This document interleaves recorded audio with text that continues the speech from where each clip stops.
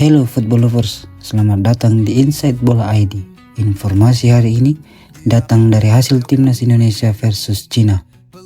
Gol penalti oleh Romani bawa Garuda menang tipis di Gelora Bung Karno. Laga lanjutan kualifikasi Piala Dunia 2026 zona Asia antara timnas Indonesia melawan timnas Cina yang berlangsung di GBK menjadi ajang pembuktian skuad Garuda yang tampil penuh determinasi.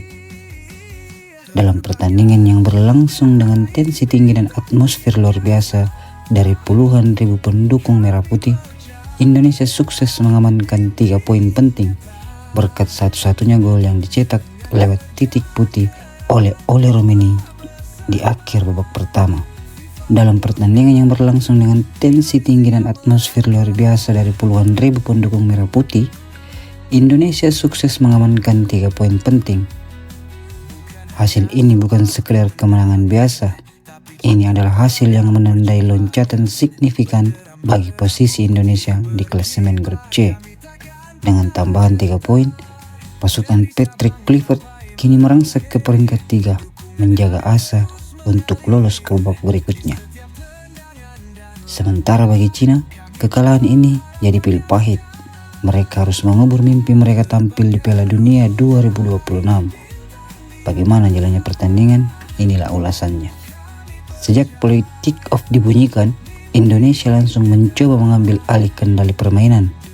Didukung oleh atmosfer fanatik dari tribun Stadion Utama Gelora Bung Karno, skuad Garuda tidak ragu untuk bermain menekan.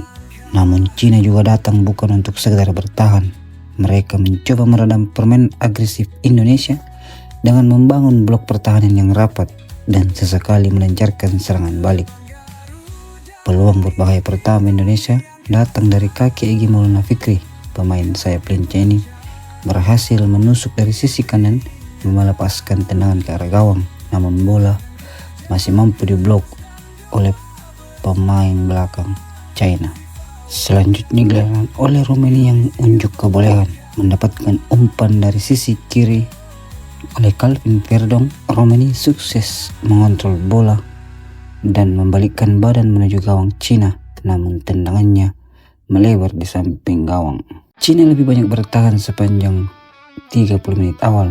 Mereka menumpuk pemain di lini tengah dan belakang, membuat Indonesia harus bekerja ekstra keras untuk menemukan celah.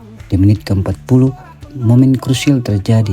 Ricky Kambuaya dijatuhkan di kotak penalti. Wasit sempat membiarkan permainan berlanjut, namun kemudian setelah melakukan review, wasit menunjuk titik putih dan penalti untuk Indonesia.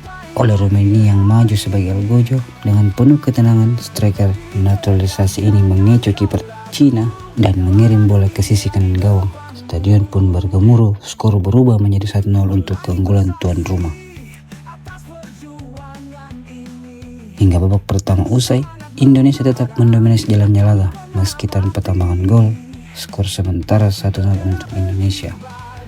Memasuki babak kedua, pelatih Cina melakukan 2 pergantian sekaligus untuk meningkatkan daya dobrak. Strategi ini membuat permainan Cina menjadi lebih terbuka. Cina langsung memberi ancaman di menit-menit awal paruh kedua. Wang Yulong, gelandang andalan mereka, melepaskan tembakan keras dari luar kotak penalti, namun Emil Audero dengan sigap melakukan penyelamatan gamilang. Menjaga keunggulan Garuda tetap aman, Indonesia tak tinggal diam. Patrick Kluivert tampak tidak puas dengan hanya 1 gol. Ia menginstruksikan tim untuk tetap bermain ofensif. Beckham Putra dan Kevin Dix masuk menggantikan Yakup Sayuri dan Tom Haye untuk memberi energi dan kreativitas baru di lini tengah dan sayap. Di menit ke-60, Egy Maulana kembali merepotkan lini belakang Cina. Kali ini ia berhasil melewati 2 pemain sebelum melepaskan umpan ke tengah. Sayangnya tidak ada pemain Indonesia yang mampu menyambut bola dengan sempurna di mulut gawang. Laga makin memanas. Cina terus mencoba menekan dengan mencari gol penyama. Namun Emil Audero benar-benar jadi tembok kokoh di bawah Mister. Penyelamatan demi penyelamatan ia lakukan, termasuk dengan beberapa kali Emil Audero melakukan penyelamatan atas crossing ke mulut gawang yang dilakukan pemain-pemain sayap China. Aksi gemilang Emil Audero ini menjadi kunci keunggulan Garuda tetap utuh. Indonesia kembali mendapatkan peluang emas di menit ke-79. Beckham Putra yang tampil impresif melepaskan umpan akurat dari sisi kiri ke sisi kanan. Kevin Dix yang muncul dari lini kedua dan langsung melepaskan tembakan keras. Namun penjaga gawang Cina tampil sigap dan menepis bola. 5 menit terakhir, Cina all out menyerang. Mereka bahkan memainkan 5 pemain depan, tapi Garuda tak goyah. Trio Rizky Ridho, J. Itzes, dan Justin Hubner di jantung pertahanan benar-benar jadi benteng tangguh. Tambahan waktu 6 menit pun tak cukup untuk Cina membalikkan keadaan. Peluit panjang dibunyikan, skor akhir tetap 1-0 untuk kemenangan Indonesia. Dengan hasil ini, timnas Indonesia sukses mengumpulkan poin penting meski peluang untuk lolos langsung ke Piala Dunia 2026 telah tertutup. Kemenangan atas Cina membuat Garuda kini mengoleksi 12 poin dan berada di posisi ketiga klasemen grup C. Namun, dengan Australia yang menang atas Jepang dan kini mengoleksi 16 poin, posisi runner up tak akan lagi bisa dikejar.